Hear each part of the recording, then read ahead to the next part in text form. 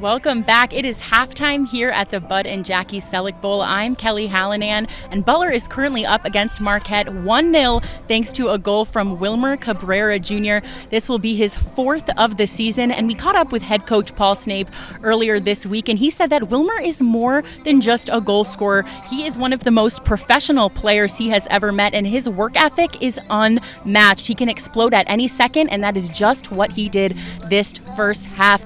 For the other side, Marquette, Beto Soto, he was noted by Coach Bennett as very creative and compared to a maverick. But Marquette embraces and accepts his joy in being spontaneous because that's what soccer is all about. And that's why it's called the beautiful game. It should be an interesting one here at the Bud and Jackie Selleck Bowl. Butler up 1, and we'll see what Marquette can bring in the second half. Great points there, and interestingly, Soto for more on the team's turnaround this season. Let's send it down pitch side to Kelly. Thanks, Matt. Yeah, Butler is on a 2-game winning streak right now, 4 goals in 2 games. Definitely have stepped it up as of recently, coming off of a win versus ranked Providence.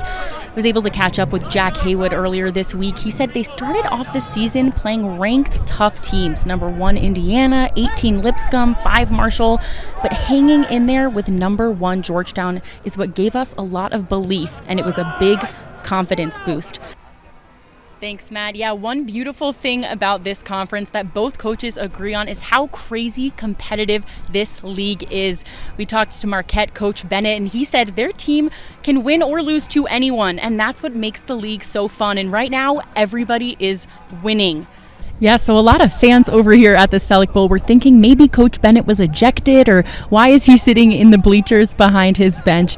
But he actually removed himself from the situation. He was upset with what was going on the field and just decided to go have a seat in the bleachers behind instead of being on the field. And there's a security guard there just making sure no fans go up to him, making sure he's safe in his bleachers. But he completely made that decision himself. For more on Butler keeper Gabriel Georgi, let's send it down to Kelly. Thanks, Matt. Yeah, Gabriel Georgi has played in almost every game since his freshman year, but he had pretty big shoes to fill coming to Butler with Eric Dick, Butler alum, just ahead of him. Eric Dick actually sat Gabby down, talked to him. He said, hey, it's really tough at first. It's a lot of adjustment, and you're going to face some pretty tough teams, pretty tough competitors, but it gets better. Hard work, be a leader. And Coach Paul Snape said that's exactly what Gabriel Georgi has turned into. He actually speaks 5 different languages, so communication is one of his best strengths, talking to everyone on the team, yelling down the field to the defenders and offenders. He's positive, he loves soccer, and he loves this Bulldog team. Back to you, Matt. Speaking 5 languages. I can speak 1. Kelly is down with the winning head coach, Paul Snape.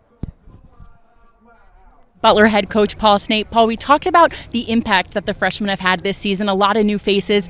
How do you feel about Quint getting that game-winning goal today? Actually thrilled. When we recruited him, we knew he can score some goals, but he hasn't been able to hit. I think he's hit more 3-point conversions in football, in American football this year. His shots have been going over, but we stressed in overtime, we've got to find quality.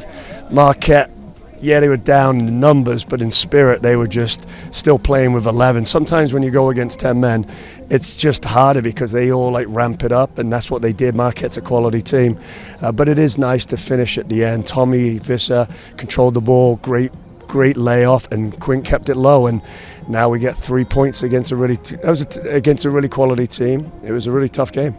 Marquette dominated offensively despite being a man down, like you said. What was the message going into that overtime period to your team? Yeah, we got an extra guy. Sometimes it's an emotional sport, you know. I'm on the sideline going, how are we not keeping it? But our guys, they understand, and they should have understood, hey, we have the extra guy, but we didn't, and we made things a little bit difficult for ourselves. We should have had a few more chances and put them away. You keep quality teams around, and then you keep them in the game like we did, and then Marquette got the equalizer, and it was a great. Their number 11 is a tremendous player, but it was our own fault for keeping them in the game. But showed a ton of resilience from our guys, and 3 much-needed points, and now we look for the next game against DePaul. Awesome. And also, the game was extremely physical, very chippy tonight, double-digit yellow cards. How did that stoppage kind of affect the flow of the game? Yeah, listen, we've always played some really good games against Marquette, and they're all competitive, but they're what we call football games, and it was a strange one tonight because I've never seen so many yellows. We're not a dirty team, they're not a dirty team, so I'm not really sure what happened tonight. And it was it's not easy to coach in, certainly not even to play in, but you got to manage your discipline, and that's something where I think we could improve a little bit.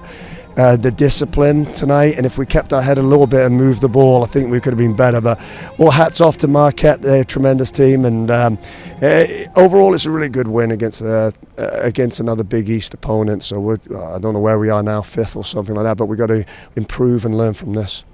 Thank you so much, Coach. Butler got those 3 points tonight, now tied with Villanova in the Big East standings.